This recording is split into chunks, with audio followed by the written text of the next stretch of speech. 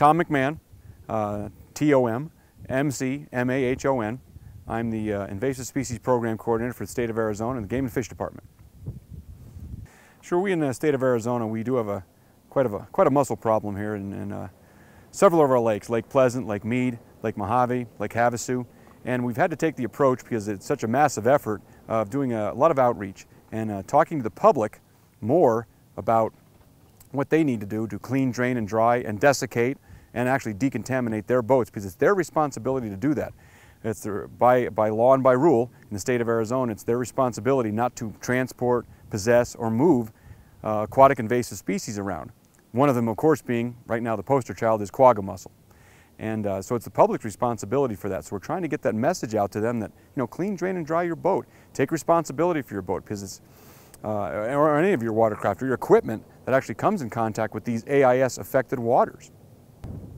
Well, here in the state of Arizona, the Game and Fish Department is, we have our invasive species program, and in Arizona itself we have a few lakes that actually have the quagga mussel and are affected by the quagga mussel, and certainly some other aquatic invasive species such as Mead, Mojave, Havasu, Lake Pleasant. And we've taken the tack, though, that it's the responsibility of the boat owners and the people transporting boats, once they take them out of these affected waters, that they need to clean, drain, and dry their boats and make sure they're decontaminated and do it properly. Again, that is by law and by rule, and it's the responsibility of the public to make sure that that gets taken care of, so we're not moving these things around. There are lots of areas in Arizona that don't have them, and there's certainly our state partners that don't have them and don't want them, and we don't want to be moving them around. We have them in Pleasant, we have them in Mead. Probably not going to get rid of them in those lakes, but we don't want to move them from those lakes. So, but we have taken the tact of using the public and as much outreach as we can to get the public to understand how to decontaminate and clean and drain and dry their boats, especially that dry part. You desiccate an aquatic invasive species, it's going to be dead, and so we won't be moving that around. But still, even though you may have a good dry time for your boat or your watercraft, and you go ahead and move it, still might have some attached to it. They may be dead, but I tell you, there's other states, and certainly within the state of Arizona, that you see a mussel hanging from your boat, whether it be dead or alive, probably gonna have somebody talk to you about it.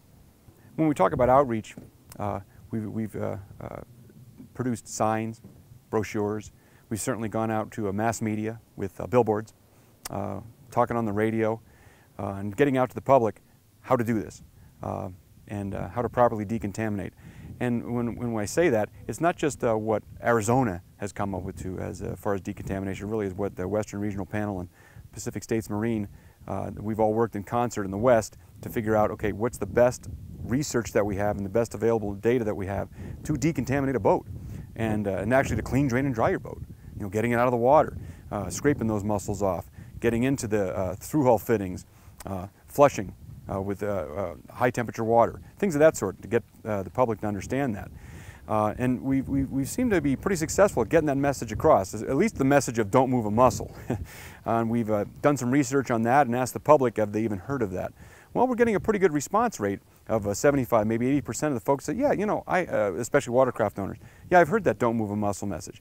The thing I think that we fall short on is, okay, now that you've heard that message, what does that mean? What action have you taken? That's kind of the next step that we're trying to work on and trying to get people to understand. It's one thing to not move a mussel, but how do I do that? They like that kitschy term. They like stop aquatic hitchhikers. They've heard that. So we've gotten that message back from them. They've heard that message. But now, taking it to that next level, that's really what we're trying to affect change.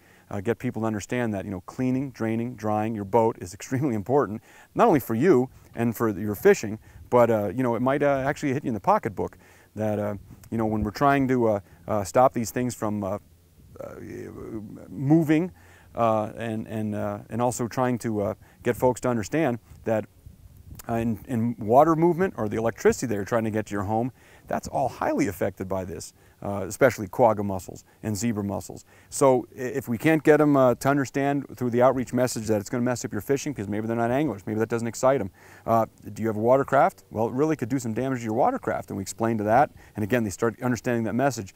But that third tier is the one that kind of hits everybody. Everybody gets electricity or water, well, most people get electricity or water to their home. So how is this going to affect you? Well, it's going to affect you in the pocketbook, and trying to get that across to them, because the Bureau of Reclamation, a few other agencies that move water and or produce electricity, they're darn worried about this, and they're using some different methodologies to get that, to try and hold back the wave of aquatic invasives and quagga mussel, but it costs money to do that research and actually that abatement. One of the things we're trying to do here in Arizona is affect change and get that outreach message out in more of a personal matter, and actually get to people instead of just handing brochures out or they go on the website, which is all nice and that's great information, but that's pretty passive. We're trying to get a little more active, having interns here in Arizona, and actually we have an aquatic invasive species technician that we now have that will be working exclusively at Havasu and a little bit at Lake Pleasant. The reason we're looking at that is because up at Meade and Mojave in particular, and we mentioned those lakes because those 4 lakes I just mentioned are really heavily contaminated, and there's a real good chance of boats, especially boats that have been there a while, moored boats, having attached mussels and moving. So we kind of focus on those 4 lakes, but up at Meade and even up at Powell, it doesn't have them. That's a national recreation area. I'm sorry, Meade and Mojave. Those are national recreation areas that have a pretty good system set up of inspections and even decontaminations of boats that are leaving or coming, as it would be at Powell. At Havasu, kind of don't have that. One of the things we're trying to work with, because as I've mentioned, I'm with the Arizona Game and Fish Department, and that's one entity and one agency. This is an all-Western effort, has to be. Federal, state, county, even municipalities, even the general public that maybe has a business out here, maybe a vendor. This is important to them. We all have to be at the table. So at Havasu, what we're trying to do is increase that amount of public visibility and actually just talking to folks, getting to as many folks as possible. There's a lot of people coming off of Lake Havasu, so we're not going to hit everybody. But the point is trying to talk to those folks, talking to the marinas, getting out there and actually talking to the folks that have moored boats and say, first off, it's your responsibility, but it's a responsibility you should take very personally because it's your boat. And these things could really damage up your boat. You haven't gone out in your boat for a while, you go and start the thing up, and maybe you don't know this, but the cooling system may not be working because there's no water flowing through there. Well, and 2 minutes later, your engine seizes up. That's a bad deal. You're not a real happy person at that moment. Probably be a piece of quagga mussel. So that personalization of getting out there and giving the folks the opportunity to show how we would inspect, or eventually maybe even get to a decontamination, they'll know how to do that in the future. And hopefully they'll even pass that information on to their neighbor, because these boaters, they talk amongst themselves, and the anglers, they're always talking to each other, and just trying to get the message out that way. So we thought that was a real important feature, and we've done that over the past few years with interns that we've been able to send to some of these lakes that we've mentioned, and it's been real successful, and people have really like that, because we're not going out there as a law enforcement agency sending out somebody that with a badge and a patch on his shoulder, and maybe they get a little intimidated by that. It's it's folks that are biologists that are out there saying, well, no, let me explain to you what we got here and how we can help you to make sure your boat's clean so we're not moving it around. We just think that's a very important feature of all this. We talk about being able to talk to the public and law enforcement. In Arizona we only have 85 field personnel, law enforcement field personnel, and they cover about 1,200 square miles apiece.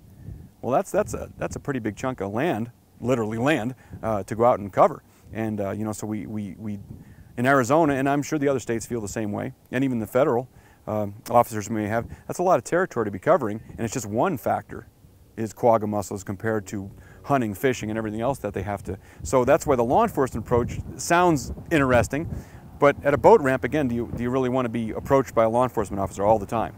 So the point being that the limited resources that we have, we felt, and I think this is a lot of other states feel the same way, with limited resources of person power and money, that the outreach message of clean your boat, clean your boat, get out there and make sure as you're leaving any body of water, clean, drain, and dry your boat.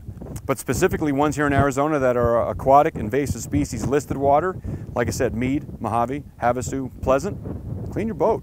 And if you're a day user, you clean, drain, and dry, and make sure that your plug's out. You're probably in pretty good shape as you go home or go to another water, because you've only been there for a day, maybe 2. If you're a moored boat, a little more intense. Getting that boat out of the water, I feel pretty good. If you've been in the water weeks, months, you're going to be able to see the mussels attached to your boat. So you need to get those off.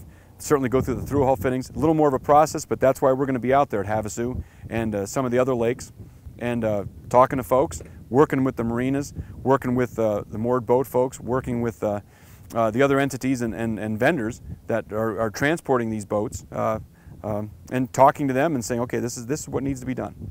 And this will keep you legal and also make your trip a little better, especially if you're going out of state. Because I'm pretty sure if you leave Arizona and you've got some mussels attached, and maybe we didn't catch you here in Arizona, you're going to cross the border into a California or Utah, they're going to want to talk to you.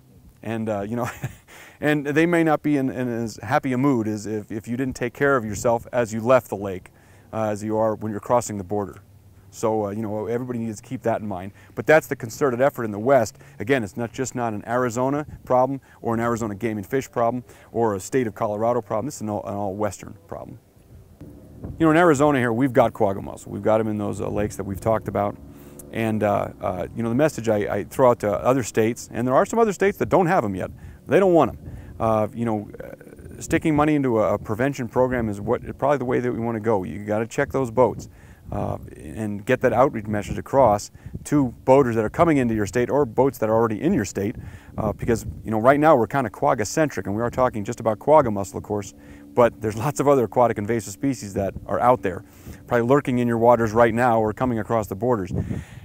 It's going to take some funding. It's going to take some person power to check some boats. It's going to take some funding. It's going to take some outreach to your own folks that this is important to them. Yes, again, right now we're talking about quagga mussel, but who knows what the next horror is going to be. And a lot of times it comes down to, most likely, especially aquatic invasives, somebody moving their boat. We as humans are the ones moving these things. They didn't get to Lake Pleasant on a duck butt. They came in by watercraft. It might have been actually through the Central Arizona Project Canal. It doesn't matter. They got here. You don't want them in other states. You're going to need to increase awareness in our other states. I think the awareness is actually out there to a good percent. I'm sorry, the awareness is out there, and I think that us using the same message is a very important feature too. We've used and should continue to use stop aquatic hitchhikers. That makes sense to everybody because they read that, they see the stop sign, they go, well, what does that mean? Then they ask the questions. That's the way to get to the public, is to get them involved, and by asking them the questions. If we can personalize and actually talk to them on boat ramps, or as they're coming into a state at an inspection station, even better. Being able to hand them some information or brochure is great, as long as maybe you're personally handing it to them, be able to talk to folks. Got to continue to get the message out and stay coordinated. Again, this is not just a one-state problem, and it's really just not a Western problem. This is a whole United States problem, a whole North American problem, dealing with quagga mussel. But stay coordinated.